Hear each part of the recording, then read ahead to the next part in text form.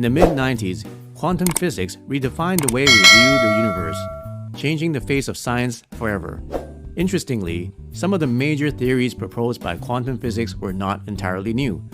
2,000 years before, some of these ideas already existed in ancient belief systems of the East. In particular, some core beliefs of Buddhism share unmistakable parallels with quantum physics. In this video, we will be highlighting some of these parallel views shared between quantum physics and Buddhism. We begin with the idea of emptiness in Buddhist philosophy.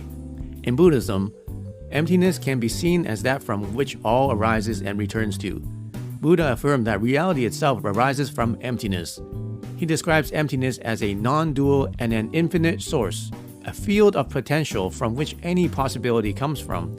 This idea is paralleled in quantum physics, in a concept known as the quantum field. So what is the quantum field?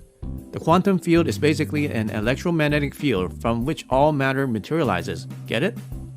Think of the quantum field as an iceberg. We only see the tip of the iceberg, and in this case, that's our observable reality. However, there's still a huge iceberg hiding underneath the ocean. This is similar to the possible range of perception and potential matter that sits deep in the quantum field. Basically, the whole cast of Ice Age could be living under that iceberg, and we wouldn't know because it's not in our observable reality. Scientifically speaking, therefore, it means that all matter, which makes up our reality, rises from and returns to this field. This makes the quantum field a continuous medium spread across time and space, like a projection that shines out of our observable reality. So how does this relate to the Buddhist ideology of emptiness? To answer this, we have to look closely at what makes up our observable reality: matter. Our observable reality, also known as matter, exhibits a dual nature. It exists as both a wave, which is in the non-material form, and as a particle, which is in the material form.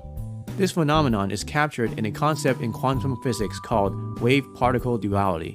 The experiment that confirms this has been repeated 1,000 times with the same results, so much so that the wave-particle duality of matter is now considered a fact.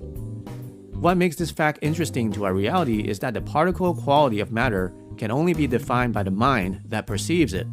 Hence, when our conscious mind perceives solid matter, it is only observing one aspect of that matter's reality.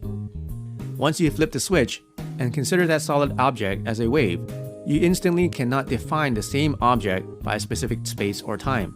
Rather, it can only be understood as being everywhere in the entire universe. With this in mind, let's look at the composition of an atom, the primary building block of matter.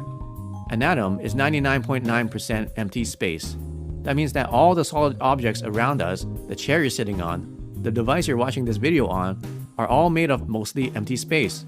So when people say, "he's got an empty head," technically, they're not lying. Why then do these solids feel solid to touch if they are mostly made of hollow space? The reason matter feels solid is because these atoms are constantly pushing away from each other like magnets of the same polarity. Therefore, what really holds all matter together is the presence of a fluctuating energy around the atoms. In fact, Albert Einstein says, matter can therefore be regarded as being constituted by the regions of space in which the field is extremely intense. He went further to say, there's no place in this new kind of physics for both field and matter, for a field is the only reality. If the quantum field is where all matter arises and returns to, and matter itself is composed predominantly of empty space, then really, as the Buddhist idea of emptiness goes, reality itself arises and returns from sheer emptiness. This idea of emptiness is also related to Buddha's philosophy of mind and reality. According to Buddhism, the mind is the center of reality. The mind is seen to have created the reality we view around us, very similar to the way your mind creates your dreams, and alcohol creates hallucinations. One of the fathers of quantum physics, Max Planck, seems to echo this philosophy in a statement where he proclaims, "The mind is the matrix of all matter." Now, the Buddhist view on mind and reality is open to interpretation, but it is quite clear that there is a striking parallel that exists between this philosophy and quantum physics. Heisenberg, one of the key pioneers of quantum mechanics, had this to say, "What we observe as nature is not nature itself, but nature exposed to our method of questioning." In other words, what we observe as our reality is only what our lens of observation has defined. For example, through our method of questioning, we've realized that poo is bad for us. However, flies would contest to that theory greatly because their lens of observation tells a different story. This conclusion was arrived at following the double-slit experiment designed to test the speed of light.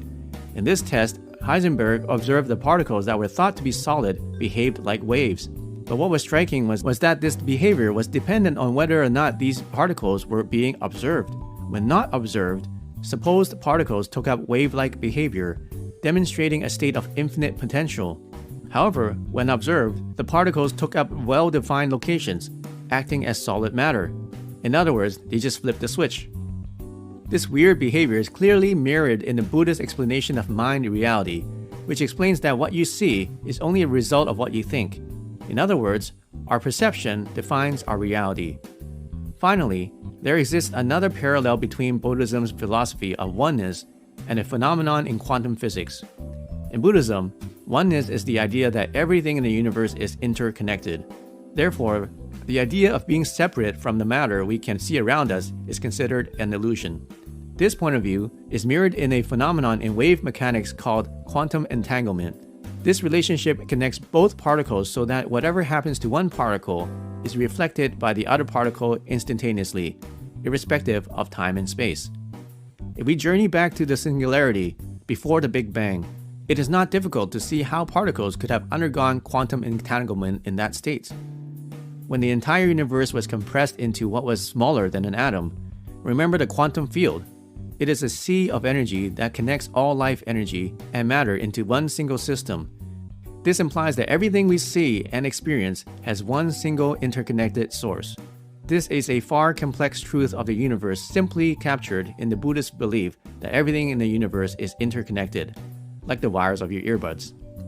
Buddhist monks may not be the most scientifically advanced people around today, but it appears that what we hold today as revolutionary ways of viewing the universe is no news to these Buddhists who have studied these things for millennia. If you enjoyed this video, let us know by clicking the thumbs up down below. If you haven't already, subscribe to the channel and turn on the bell notification. That way you'll never miss any of our new films.